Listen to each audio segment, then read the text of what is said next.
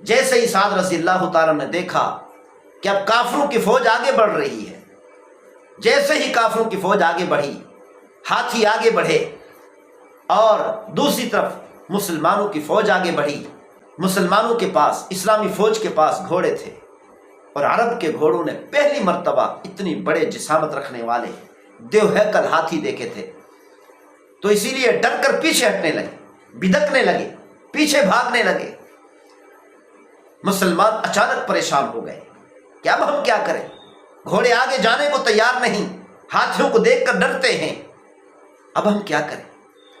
اور دوسری طرف کافروں کی فوج نے ہاتھیوں کے پیچھے کھڑے ہو کر تیر اندازی شروع کر دی، کافی سارے مسلمان شہید ہو گئے۔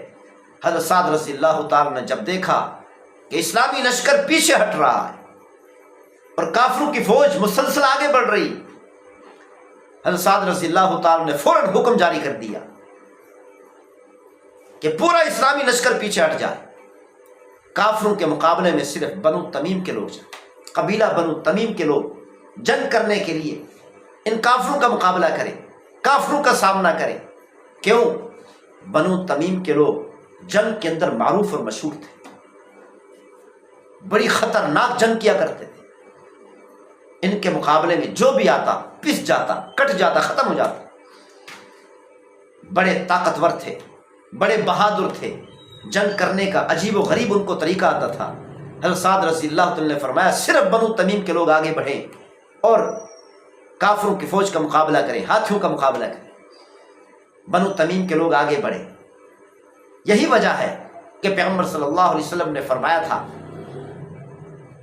کہ قیامت کے قریب دجال کا مقابلہ کرنے والے، ڈٹ کر مقابلہ کرنے والے اور فتح حاصل کرنے والے بنو تمیم کے لوگ، زیادہ تر بنو تمیم کے لوگ پورے عرب میں سے آگے بڑھیں گے اور امام مہدی علیہ السلام کا ساتھ دیں گے اور دجال کا مقابلہ کریں گے۔ اور آج بھی بنو تمیم نے ایک ملک پر حکومت کر رکھی، آج بھی بنو تمیم کا قبیلہ ایک ملک پر حکومت کر رہا ہے۔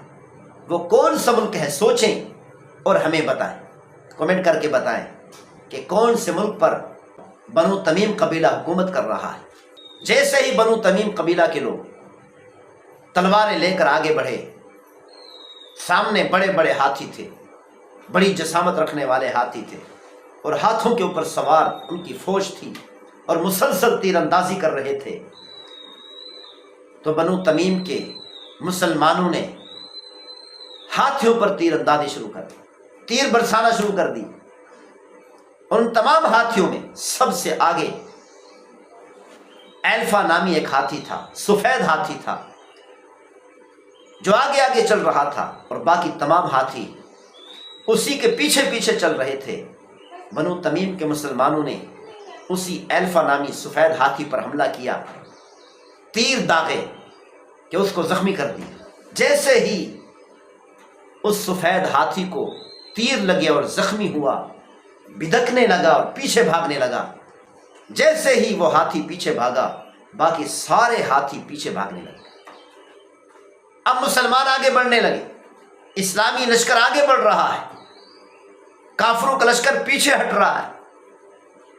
جب رستم جنرل نے دیکھا کہ ہماری فوج پیچھے بھاگ رہی ہے، خود تلوار نکال کر آگے بڑھا اور جنگ کرنے لگا۔ کافروں کی فوج نے جیسے ہی دیکھا کہ ہمارا بادشاہ خود تلوار نکال کر آگے بڑھا اور جنگ کر رہا ہے، تو ان میں پھر بہادری آ گئی، پھر ہمت آ گئی، حوصلہ آ گیا۔ انہوں نے پھر دوبارہ حملے کرنا شروع کر دیے، حتیٰ کہ جنگ کرتے کرتے شام ہو گئی۔ پہلے دن میں بھی فتح حاصل نہ ہو سکی اور کافی سارے مسلمان شہید ہوئے، لیکن کافروں کے لوگ کافی تعداد میں قتل ہوئے۔ ایک مسلمان کے مقابلے میں 4 کافر قتل ہوئے۔ جیسا کہ پہلے آپ کے سامنے بیان کیا کہ سعد رضی اللہ تعالی عنہ نے ایک مضبوط نیٹ ورک مدینہ منورہ کی طرف بنایا تھا، اور دوسرا مضبوط نیٹ ورک حضرت ابو عبیدہ بن جراح رضی اللہ تعالی عنہ کی طرف بڑھایا تھا۔ تو حضرت ابو عبیدہ بن جراح رضی اللہ تعالی عنہ کو معلوم ہوا ادھر فاروق اعظم رضی اللہ تعالیٰ عنہ کو معلوم ہوا کہ مسلمانوں کو شکست کا سامنا ہو رہا ہے، تو حضرت ابو عبیدہ بن جراح رضی اللہ تعالیٰ عنہ کو حکم کیا گیا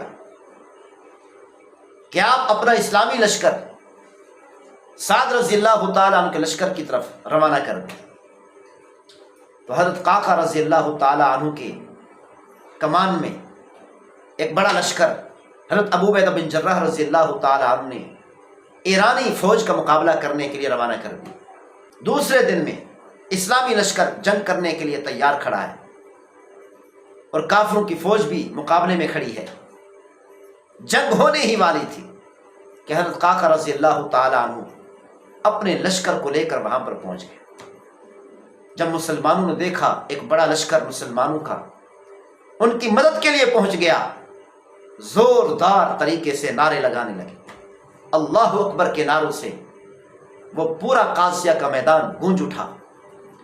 قعقاع رضی اللہ تعالیٰ عنہ نے کیا کام کیا کہ اپنے پورے لشکر کو کئی حصوں میں تقسیم کر دیا